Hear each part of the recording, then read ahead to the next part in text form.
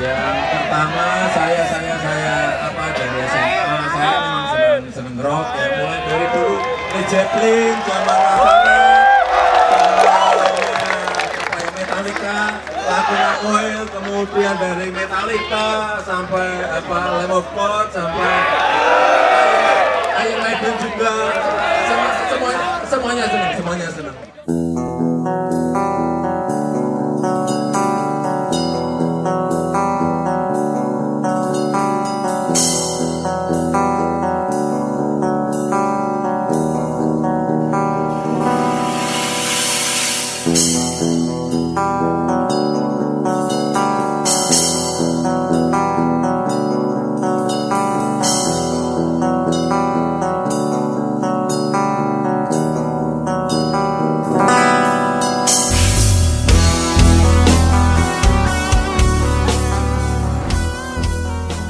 Metal itu menjadi beda, istimewa, tetapi bukan berarti menyendiri gitu. Dalam artian kita mencari teman-teman yang sama-sama senang metal. Jadi dengerin rock itu semacam pemberontakan gitu. Jadi saya nggak tahu itu side stream atau cutting edge. Saya waktu itu kelihatan beda aja. Semakin dilarang semakin tertarik.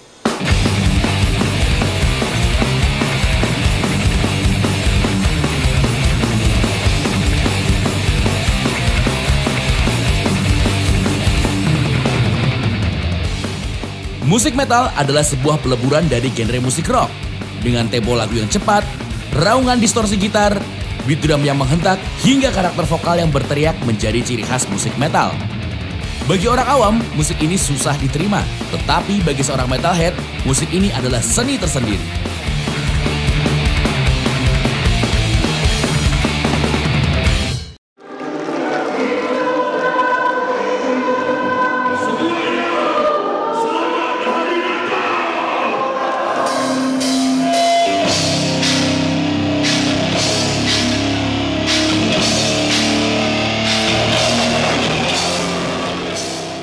Metal tuh berbahaya ya, dalam artian itu sebagai kontrol sosial, karena musik metal itu bisa membicarakan tentang kritik sosial, kita membicarakan tentang kultur perlawanan, itu ada di musik metal.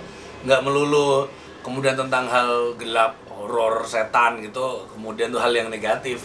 Sebenarnya kayak memberikan kenyataan bahwa di dunia itu nggak semuanya indah gitu, ada juga hal-hal peperangan mengakibatkan kemiskinan, kesengsaraan. Belum lagi tentang teknologi yang keterlaluan akan menyebabkan hal seperti itu, kerusakan alam. Bahkan ke pemujaan terhadap agama yang berlebihan pun juga akan menimbulkan hal yang negatif. Di situ di musik rock ini semuanya kayak dipaparkan dengan begitu bebasnya gitu, tanpa ada yang ngaling-ngaling gitu.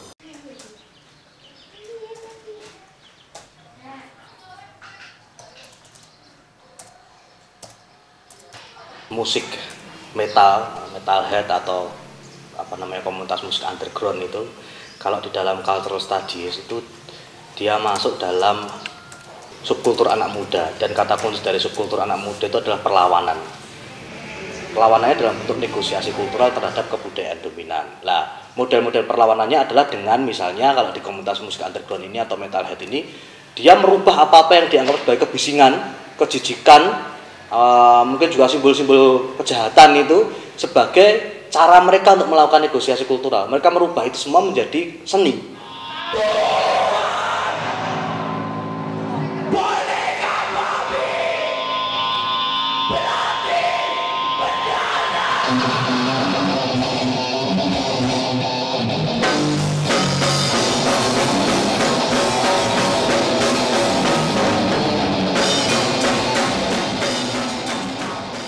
Bukan lagi hanya irama yang mereka gunakan. Mereka bermain musik itu bukan hanya persoal irama, bukan persoal bunyi, bukan persoal nada saja, tetapi juga kebisingan, terus kejijikan. Misalnya apa-apa yang mereka gunakan, misalnya simbol-simbol yang mereka gunakan itu oleh kebudayaan dominan dianggap mengganggu, menjijikkan. Nah, mereka rubah itu menjadi kesenian.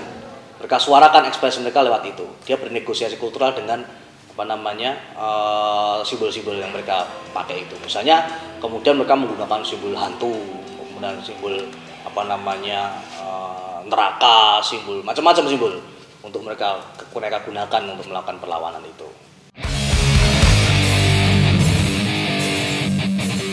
Dalam perkembangannya, musik metal telah melahirkan beberapa subgenre dengan ciri khasnya masing-masing. Ada black metal, power metal, thrash metal, hingga death metal.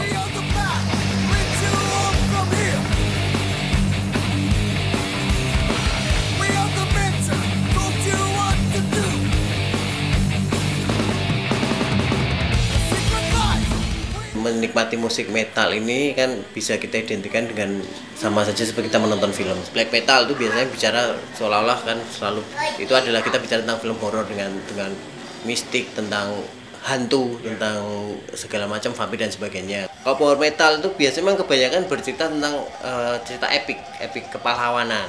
Kemudian kalau misalnya tentang mungkin thrash metal atau yang lain-lain kan biasanya kadang-kadang kan about having fun gitu, bisa bicara tentang kesenang-senangan gitu. Sekali lagi ini kembali ke hiburan, bahwa ketika Cannibal Corpse bicara tentang zombie yang memakan dirinya, ini kan bicara tentang film, karena kita di dunia nyata nggak ada seperti itu gitu. Jadi kan karena ini untuk menjadi ornamen musiknya, ya lirik itu kan menjadi bagian dari musiknya. Tetapi sekali lagi ini untuk dinikmati.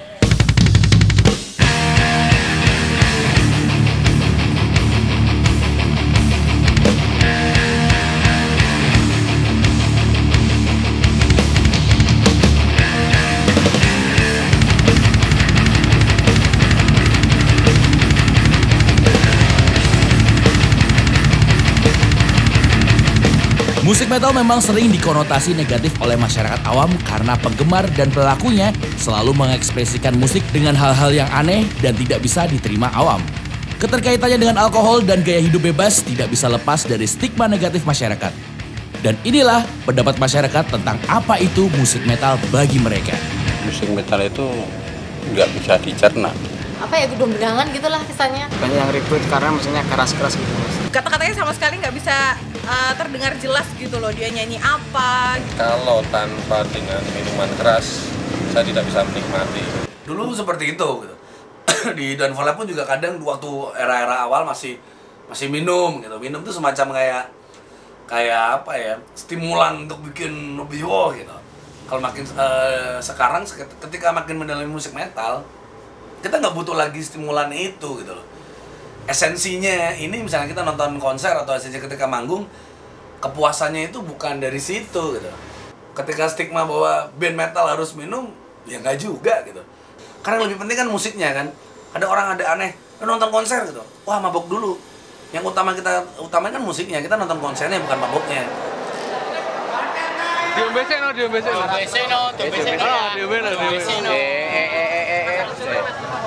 Ya kalau setahu saya kalau dikaitkan dengan alkohol misalnya, setahu saya di event musik apapun, pertunjukan musik apapun, entah itu musik rock, entah itu musik dangdut, entah itu musik pop Melayu sekalipun misalnya seperti itu semua kita akan menemukan tipikal orang-orang minum minuman keras. Karena mungkin ini saya nggak tahu ini apakah ini disebut tradisi juga, saya tidak setuju, tapi ini memang habit atau penyakit masyarakat yang memang ada, dan itu ada di mana-mana, dan itu tidak bisa sebenarnya tidak saya tidak setuju kalau misalnya itu dikait-kaitan dengan musik metal itu.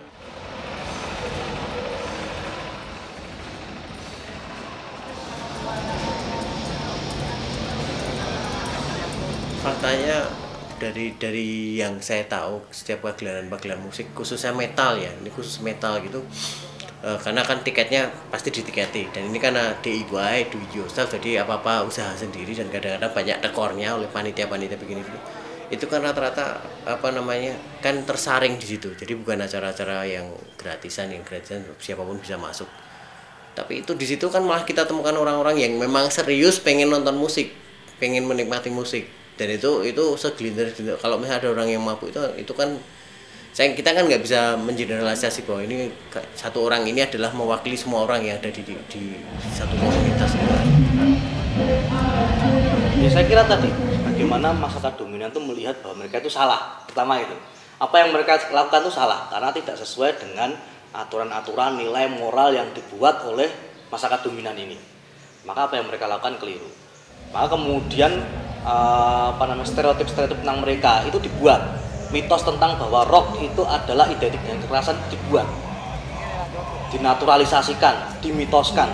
Seakan-akan kemudian mereka identik dengan kekerasan, mabuk-mabukan dan sebagainya. Tetapi apakah benar seperti itu? Apakah bukan itu hanya semacam ya tadi mitos yang dibuat oleh masyarakat tentang mereka karena pada dasarnya mereka harus salah. Karena mereka anak muda yang tidak sesuai dengan apa yang mereka lakukan, tidak sesuai dengan peraturan, tata nilai, moral yang macam-macam yang dibuat oleh kebudayaan dominan. Dalam musik metal, selain musiknya yang keras, cara menikmatinya pun juga keras. Penonton musik metal selalu mengekspresikan musik ini dengan gerakan moshing, headbang, hingga stage diving.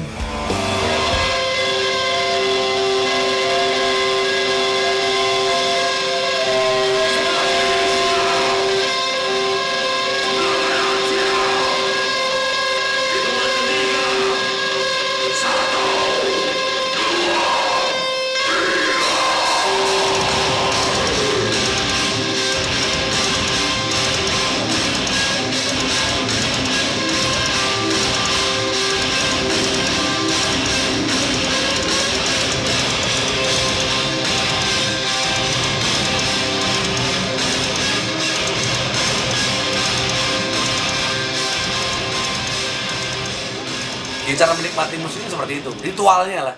Kalau musik metal ini agama, kemudian metalhead itu adalah umatnya, ritualnya seperti itu. Sama ketika ritual musik dangdut ya, musik metal harus begitu. Buktinya sering kali kejadian seperti itu tidak ada yang berantem kan. Karena mereka sadar ketika ada di arena mosh pit ini arena yang keras, arena berekspresi mereka. Saya yakin mereka punya masalah-masalah yang ada, punya energi-energi buruk. Kemudian mungkin ketika kita main Don't Fly main atau band-band metal lainnya main, di situ mereka bisa menyalurkan energi buruk itu. Di rumah mereka punya masalah dengan istrinya atau dengan orang tuanya, di kantor punya masalah dengan bosnya. Mereka meluapkannya energi buruk ini ketika nonton konser.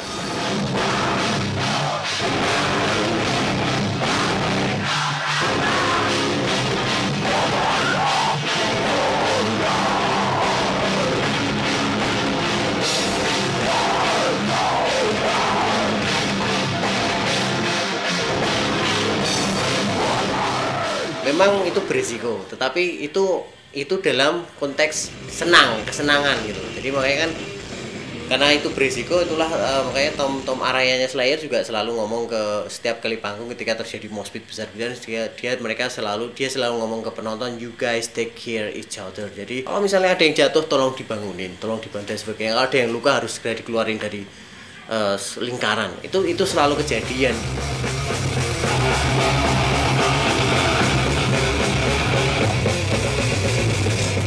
Karena biasanya dari situ mereka lebih akrab gitu.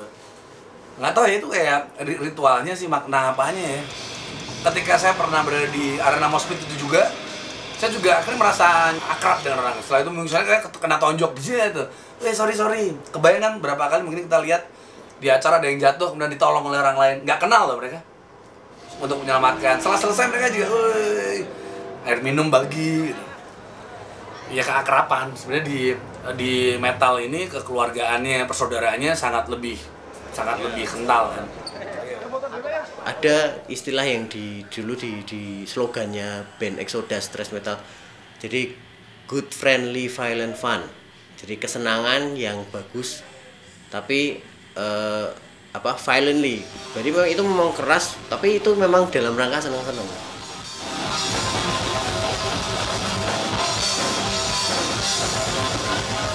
Ini memang mengeluarkan unek-unek, mengeluarkan kemarahan, tetapi dalam konteks positif. Justru kadang-kadang ketika datang di gigs keluar dari itu malah seolah-olah lega gitu loh, karena sudah bisa menyalurkan kemarahan tanpa merugikan orang lain.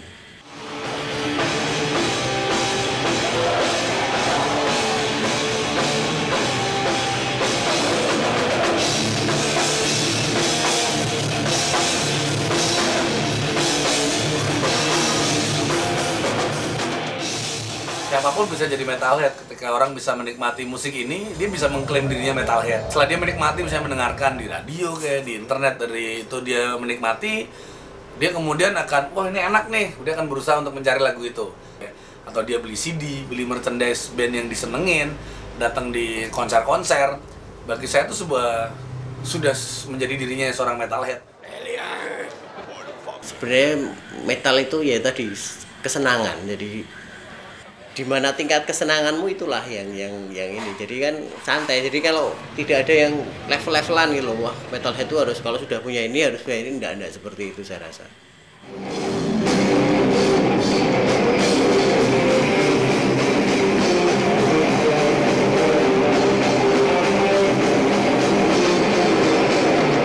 Awal saya suka musik metal itu waktu itu saya punya band pop SMP ya mas, SMP kelas 1 itu saya punya band pop dan manggung sama band metal. Nah waktu itu saya kok kagum-kagum ya mas, musik metal tuh kok bagus sekali, aransemennya juga bagus, mulai dari gitar, drum itu rumit gitu mas, jarang sekali orang yang, jadi ya saya lumayan suka lah, jadi tertarik gitu sama jadi metalhead. Untuk aku sendiri ya mungkin di luar bekerja waktu ada gigs event aku juga nonton gitu mas bareng sama anak-anak.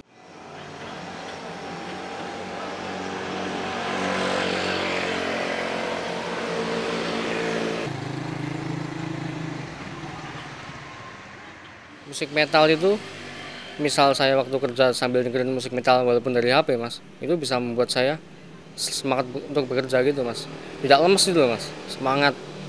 Dalam berteman juga bisa menambah banyak pertemanan, misal di suatu gigs ketemu teman-teman gitu, jadi banyak teman, jadi kenal sama siapa gitu kan, bermakna sekali mas dalam kehidupan saya, memberi semangat hidup lah mas.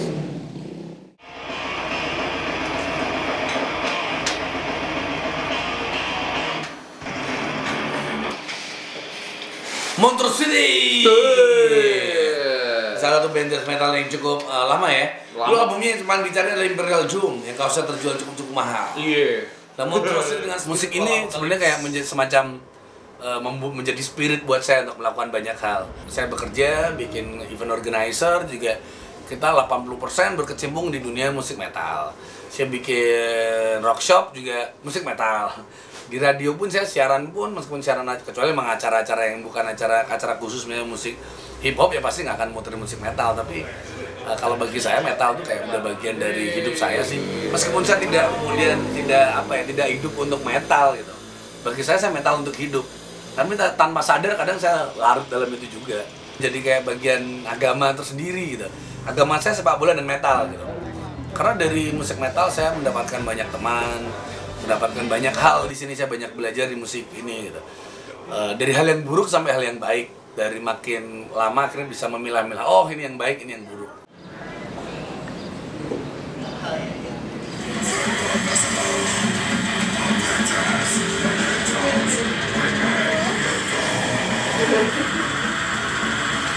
Foto berapa tadi? Tangan ini nih. Seperti saya juga pernah ceritakan bahwa sebenarnya orang metalhead di luar sana juga baiknya semua orang bekerja untuk menghidupi diri mereka dan kesenangan mereka. Karena di sini kan kita punya batasan, kita punya keluarga, punya anak, punya istri.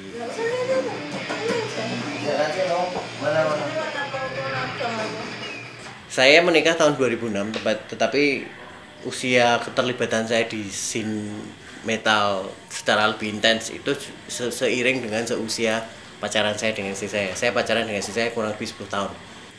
Proses disitulah saya mulai mendapat dukungan dari istri, dalam artian saya tidak memaksa dia untuk menjadi seperti saya, tapi dia ikut kemana saya nonton gig sampai jam 2 pagi dan sebagainya, itu dia ikut. Oh, dibalik ini. Nggak bisa loh. Ini nggak bisa loh. Terus jangan kencang.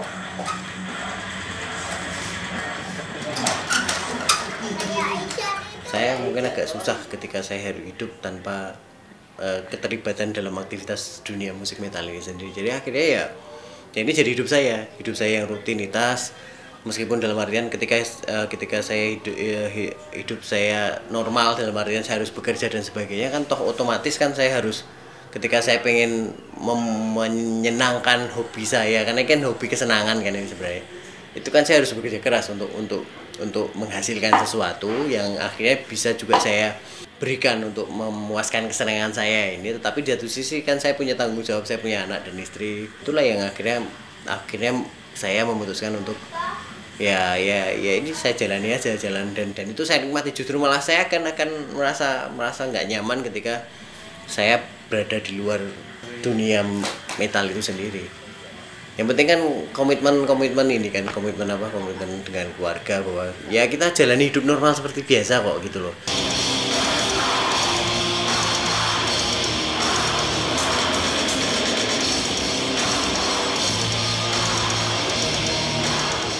Memang metalhead itu, kebudayaan metal itu tidak lahir dari tanah ini, memang itu ada di sana. Tetapi bukan berarti kemudian ya memang ya juga ada orang yang kemudian hanya tren-trenan saja, tetapi bukan kemudian keliru ketika ada orang-orang yang kemudian mengambil itu sebagai ekspresi kulturalnya untuk kemudian diambil itu untuk menjadikan cara dia untuk melakukan negosiasi kultural itu. Yang seperti tadi saya bilang, simbol-simbol itu ketika diambil dirinya kemudian ideologi simbolnya bisa saja luruh dan kemudian itu menjadi miliknya, menjadi identitas dia, dan itu memang dia pakai untuk melakukan perlawanan itu. Kenapa mereka ngambil itu? Karena memang itu cocok dengan dirinya, ekspresi anak muda ini. Bagi seorang metalhead, musik metal sangat berpengaruh dalam kehidupannya. Fanatisme yang dimiliki membuat musik ini tidak lagi sekedar sebagai musik, tetapi telah menjadi bagian dari kehidupan. Menjadi seorang metalhead adalah sebuah pilihan, jalan hidup, dan keyakinan.